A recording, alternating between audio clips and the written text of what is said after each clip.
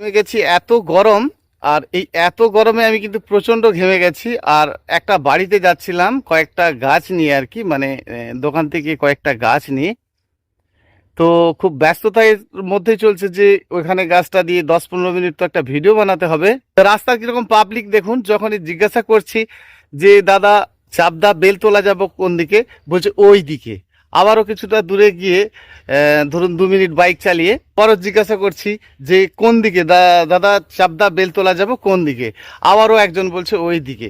তো আমি ভাবলাম এসব একটু বয়স্ক মানুষকে জিজ্ঞাসা করি, সেই একই সিস্টেম। বলছে চাপদা যাবেন তো, ওই দিকে আর একটুখানি গেলেই হয়ে যাবে। তো বুঝলাম যে আর একটু গেলে হয়ে যাবে। তো এরকম কিছু কিছু জানতে হয় আমাদেরকে, এরকম শর্টকাটে কতগুলো জিনিস আমাদেরকে জানতে হয়, নাহলে ঘুরতে হয়। আর ঘুরতে ঘুরতে কিন্তু আমাদের অনেকটা ক্ষতি হয়ে যায়, অনেকটা সময় নষ্ট হয়ে যায়। কিন্তু বন্ধুরা, অনেক ধরনের গাছের প্রত্যেকের সম্বন্ধে একটু একটু জানবো, যেগুলো কিন্তু আমাদের প্রতি মুহূর্তে সময় হয়ে ওঠে আর কি। মানে গাছ দেখলেই তার একটা পরিচর্যা করতে হবে বা তাকে নিয়ে একটা ভাবতে হবে, এটা কিন্তু আমাদের করতে হয়। আর সেটাই একটু একটু করে জানবো, একদম সময় নষ্ট করব না। পুষ্পশ্রী নার্সারি, কলাঘাট, আমি কমল। আর আমার ফোন নাম্বার 9609456194। পদ্ম বসানোটা দেখিয়েছিলাম, দেখুন তার থেকে আজকে আবার অনেককে তুলে ফেললাম।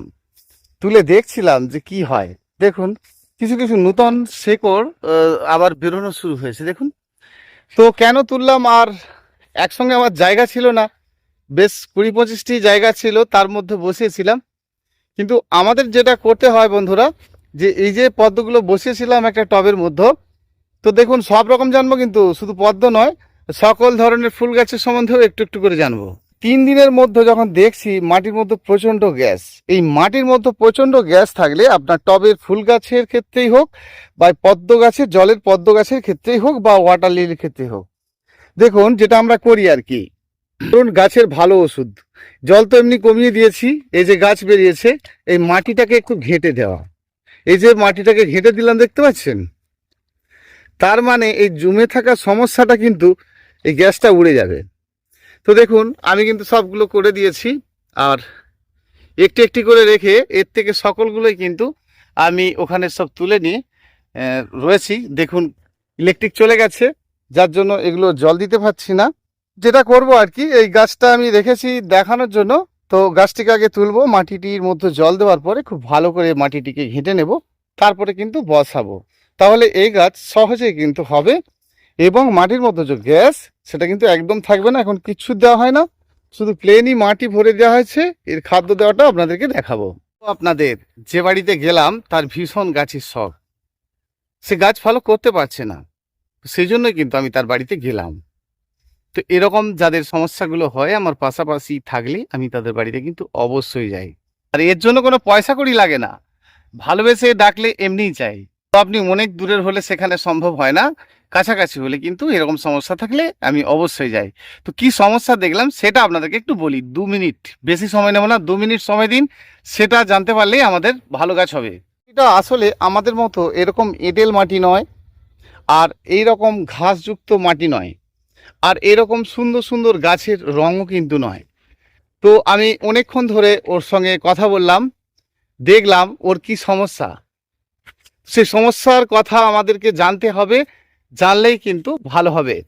বন্ধুরা, যারা আমরা বেলে মাটি পাই, আর আমাদের অনেকেরই বেলে মাটি রয়েছে, গাছ রোপণের ক্ষেত্রে যেগুলো হয় আর কি, সেটা আপনি যে ধরনেরই গাছ করেন না কেন, যে সমস্যাগুলো হয়ে যায় সেই সমস্যার কথা আমাদেরকে জেনে নিতে হবে। দেখুন মাটির মধ্যে কত শেকড়, আর এই শেকড়গুলো কিন্তু এরকম বড় বড় গাছের শেকড় এই ডিপ নালাতে আসছে, সেই নালার মাটি কিন্তু তুলে নেওয়া হয়েছে। তো এটা কিন্তু উর্বর মাটি, আর এখানে প্রতিটি গাছের রঙই কিন্তু ভালো আছে। দেখুন ও যে মাটিটা কিনে নিয়ে এসছে, সেটা হচ্ছে কিন্তু কিনে নিয়ে টোটাল জায়গাটা ভরিয়েছে। তো টোটালি কিন্তু একেবারে নদীর পলি মাটি। ফলে কি হচ্ছে, মাটির মধ্যে যখনই জল দিচ্ছে, সেই জলটা কিন্তু ধরে নিচ্ছে। তো সেই জন্য আমরা যারা নদীর পলি নিয়ে আসি, যদি এরকম ঘাসপালা ফোটা অবস্থার মাটি হয়, সেখানে গাছ হয়, কিন্তু সেই গাছে দেখি বৃদ্ধি কিন্তু থাকে না। দেখুন আমাদের গাছে যেমন সুন্দর বৃদ্ধি রয়েছে, ওর মাটির গাছে কিন্তু একদমই বৃদ্ধি নেই। তার কারণ যে ওই মাটিটার মধ্যে বালিতে যেরকম হয় আর কি, পলি মাটিতে তো উদ্ভিদযুক্ত সেখানে যদি ঘাসপালা ফোটে সেরকম মাটি, তো এরকম সকল বন্ধুকে নিতে হয়। আর এই মাটিগুলো নিলে এই মাটিতে কিন্তু গ্রো ব্যাগে দারুণ গাছ হয়। আমি ওর কয়েকটা গাছ দেখলাম যেটা গ্রো ব্যাগের মধ্যে কিন্তু দারুণ রয়েছে। আর শুধু মাটির মধ্যে থাকলে একটু উঁচু করে দিতে হবে, অর্থাৎ একটা ঝোড় টেনে দিতে হবে, কিছুটা মাটি তুলে উঁচু করে দিয়ে, তাহলে ওই মাটিতে রোপণ করলে কি হবে, তাহলে ওই মাটিতেও খুব সুন্দর গাছ হবে। মাটি অতিরিক্ত হালকা কিন্তু মাটির মধ্যে জলটা ধরে রাখে, সেজন্য আমাদের টবে জল ধরে রাখতে পারে এমন কতজন, সেই জনকে জানতে পারলেই আমাদের গাছ হবে। সেজন্য মাটিতে আমরা প্লেন মাটি সব সময় দিয়ে গাছ রোপণ করব, আর সেটাই আমি আপনাদেরকে বলার চেষ্টা করি। মাটির মধ্যে কোকোপিট দিলে জল ধরে রাখবে, মাটির মধ্যে ভার্মি কম্পোস্ট দিলে জল ধরে রাখবে না, কিন্তু ভার্মি কম্পোস্ট যখন খুব ভালো রকম পচে যাবে মাটির মধ্যে তখন কিন্তু জল ধরে রাখবে। কিন্তু এই ভার্মি কম্পোস্ট কোকোপিটটি আপনি গাছে দিলে বিরাট উপকার। সেজন্য গাছ রোপণের পর আপনি দেবেন আর আপনার খুব ভালো কাজ হবে। তাহলে আমরা যাদের মাটিতে এরকম গাছের সমস্যা হচ্ছে বা এ হচ্ছে, সেগুলো কিন্তু বারে বারে মাটিকে ভালো করে শুকনো করতে হবে, কোনো রকমভাবে জল না ধরে যায়। আর জল ধরলে কিন্তু গাছটি চুপ করে বসে থাকবে, একদম বৃদ্ধি করবে না। এক্ষেত্রে যদি আপনি কিছুই না করেন, এমনি টবে বা মাটিতে রোপণ করেন, তাহলে কিন্তু লম্বাটে ডাল বেরোতে থাকবে। দেখুন, লম্বাটে ডাল বেরোতে থাকবে, আর সেই ডালে ফুল আসতে অনেকটা সময় নিয়ে নেবে, সবই সমস্যা। অর্থাৎ গাছের রুট কাটিংটা দরকার আছে। গাছের কাটিং যেমন ফুল শেষে গাছের ডাল কাটিংয়ের দরকার আছে, তেমন গাছের রুট কাটিংয়ের দরকার আছে।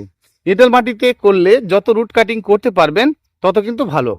সেজন্য আমরা যখনই কোনো গাছ রোপণ করি, গাছের যখনই দেখব খুব লম্বাটে টাইপের ডাল হচ্ছে, তার থেকে আমরা কিছু পাবো, আর তারপরে কিন্তু আবার কাটিং করব। গাছের রং যত সবুজ হতে থাকবে তত পোকামাকড়ের উপদ্রব হতে থাকবে, আর সেই পোকামাকড়ের জন্য আমরা কিন্তু একটু একটু ওষুধ দিয়ে রাখবো। দেখুন, একটু করে ওষুধ দিয়েও যদি আপনি আপনার গাছকে না ঠিক রাখেন, তাহলে গাছের যে অবস্থা সেটা কেমন হবে। তা সেজন্য যে কোনো কীটনাশক ওষুধ আমরা একটু করে দিতে হবে আমাদেরকে মাঝে মধ্যেই, তা নইলে কি হবে, দেখুন রাত্রিতে গাছকে পুরো ঝাঁঝটা করে খেয়ে নেয়, সেই জন্য সন্ধ্যের পরে ওষুধটা দিতে হবে। আমরা আপনাদেরকে বলছি, সব গাছের যত্ন আমরাও সময় মতো নিতে পারছি না, তো সেই জন্য গাছের সময় মতো ওষুধ যদি আপনি না দেন, গাছের পোকা মাকড়ে একেবারে শেষ করে ফেলবে। আর সেটা কিন্তু দেবেন লিটারে 1 ml করে আপনারা দেন, তবে গাছের পোকামাকড় একেবারেই না আসে সেই জন্য যদি অল্প করে 2-1 ফোঁটা দিয়েও স্প্রে করে দেন, তাহলে ধরুন আপনি ঝাড়িয়ে করে এরকম ঝাড়ির মতো করেও যদি যেমন গাছে স্নান করিয়ে জল দেন না, টোটাল গাছকেও স্নান করিয়ে দেন, সেক্ষেত্রে খুব ভালো। আর আমাদের সকল ধরনের গাছের এই কাজগুলো কিন্তু আমাদেরকে করতে হয় দৈনন্দিন। দেখুন, গাছের গোড়াতে যেমন আগাছা উদ্ভিদের জন্ম হচ্ছে, তেমনই কিন্তু গাছের রঙও ভালো হচ্ছে। আবার অনেকের গাছের গোড়াতে আগাছা উদ্ভিদের জন্ম ভালো হচ্ছে না, কিন্তু দেখা যায় সেখানে গাছের খাড়ত্ব ভাব। কারণ কি বলুন তো, এরকম অবস্থাতে যদি আপনার থাকে যে মাটিতে একদম ঘাসপালা জন্ম হচ্ছে না, সেক্ষেত্রে কি হয়, আমরা অনেককেই ভাবি যে মাটি খুব ক্ষারীয় হয়ে রয়েছে বা হয়ে রয়েছে। দেখুন, মাটির মধ্যে যত রৌদ্র জল পাবে আর সেই মাটি কিন্তু নিজের মতো করেই তৈরি হবে, আর মাটি কিন্তু সোনা হয়ে যাবে।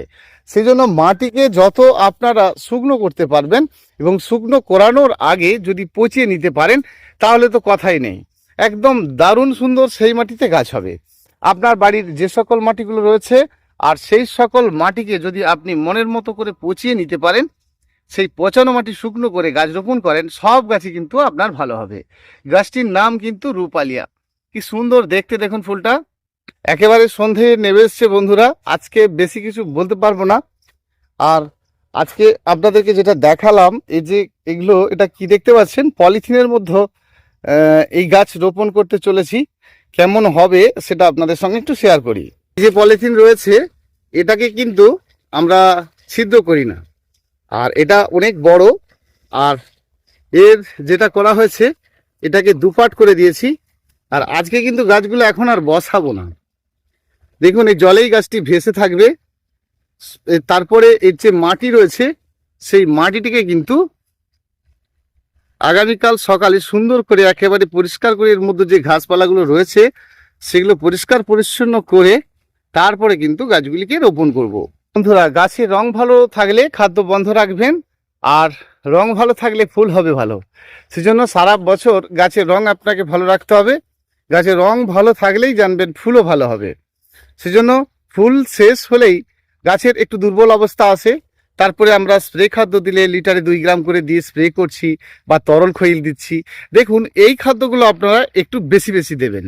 ধরুন আপনি একটি গাছের গোড়াতে যদি আপনি শুকনো খাদ্য বানিয়ে মানে বানানো খাদ্য যদি আপনি দিয়ে রাখেন, যেমন যে খাদ্যগুলোতে আপনার খুব উপকার হবে সেটা হচ্ছে বোনডাস্ট, লেদার মিল, এগুলো একটু বেশি কমে কিছু যায় আসে না, এটা আপনারা দেবেন, গাছের গোড়ায় দিয়ে রাখবেন। এর সঙ্গে গাছের বাড়া কমা এরকমের কিছু ব্যাপার নেই, গাছের সবসময়ের জন্য রং ধরে রাখার জন্য। আর এই খাদ্য দিলেই সঙ্গে সঙ্গে কাজ হয়ে যাবে না, একটু সময় নেবে।